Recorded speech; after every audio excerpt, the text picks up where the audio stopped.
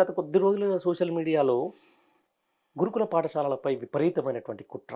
అంటే ఒక పేద పిల్లలకు గాని, ఒక పేద తల్లిదండ్రులు వాళ్ళకు ఇంకా మాకొక మంచి భరోసా, మా పిల్లలకు ఒక మంచి చదువు, మా పిల్లలకు ఒక మేము పెట్టలేనంత మంచి ఫుడ్ పెట్టదు అని చెప్పేసి ఇలా గురుకుల పాఠశాలలకు వచ్చినటువంటి పిల్లలు ఈరోజు ఇదివరకు సీట్ల కోసం కొట్లాడుకుంటారు పిల్లలు. ఇప్పుడు అదే పిల్లలు తీసుకొచ్చి హాస్పిటల్ బెడ్ల కోసం కొట్లాడుకునే పరిస్థితి వచ్చింది. ఎందుకన్నా ఎంత మళ్ళీ వీళ్ళకి సంబంధించి దాని మీద చెప్పేటోళ్ళు ఏమంటారు? దీని మీద ఏదో కుట్ర జరుగుతా ఉంది. దీంట్లో ఆర్ఎస్ ప్రవీణ్ కుమార్ గారి కుట్ర ఉండొచ్చు. వాళ్ళ అనుచరులందరూ కలిసి ఇది చేస్తుండొచ్చు అని చెప్పేసి ముఖ్యమంత్రి స్థాయిలో అంటున్నారు, మంత్రుల స్థాయిలో అంటున్నారు, ఎమ్మెల్యే స్థాయిలో అంటున్నారు. అరే సమస్యను పరిష్కరించకుండా ఎందుకు ఈరోజు గురుకుల పాఠశాలను నిర్వీర్యం చేస్తుంది ఈ ప్రభుత్వం అంటే మీరేం చెప్తారు? నేను ఇందాకనే చెప్పిన తెలంగాణ మళ్ళీ ఒకసారి గుర్తు చేస్తున్నా.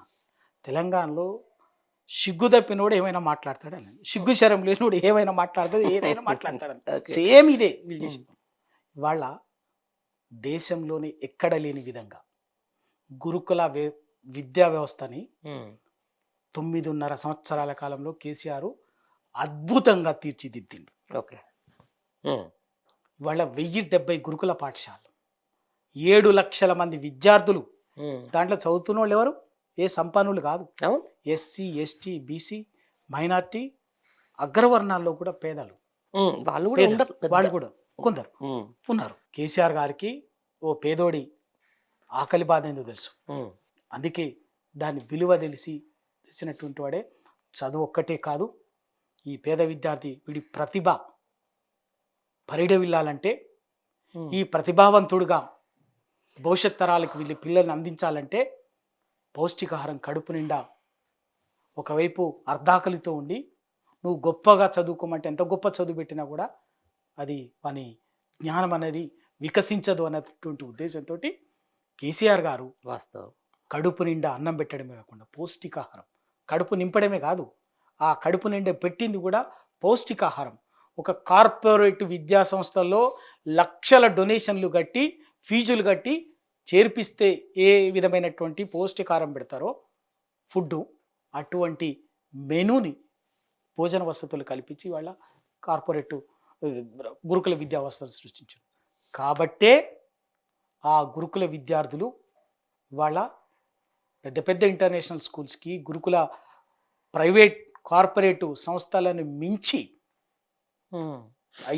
ఐఐటీల్లో కానీ, ఐఐఎంలో కానీ, ఎయిమ్స్లో కానీ, ఎన్ఐటీస్లో కానీ సీట్లు, వందల వేల మంది విద్యార్థులు సీట్లు సాధించగలిగారు ఆ పరిస్థితులు సృష్టించినందుకు.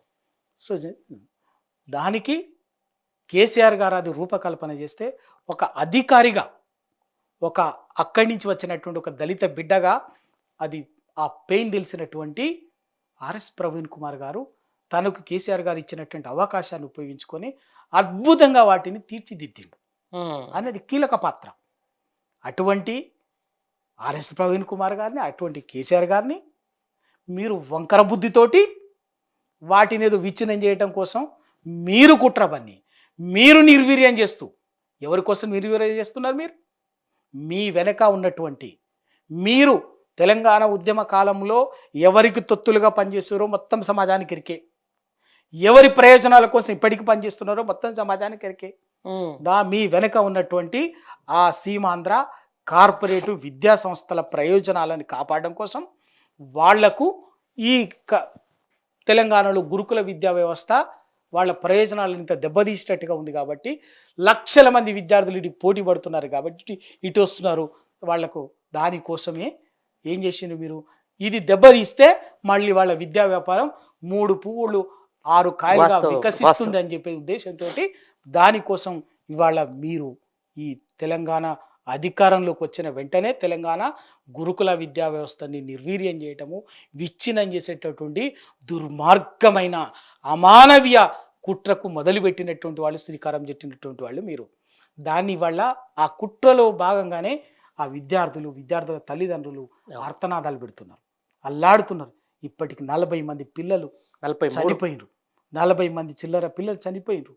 రోజు ఎక్కడో ఏదో ఒక మూలన, ఏదో ఒక పాఠశాలకు సంబంధించినటువంటి పిల్లలు ఆహారం ఎక్కడో కలుషిత ఆహారమో లేకపోతే ఇంకేదో సమస్య జరిగి హాస్పిటల్లో వందల మంది పిల్లలు హాస్పిటల్ పాలవుతున్నారు.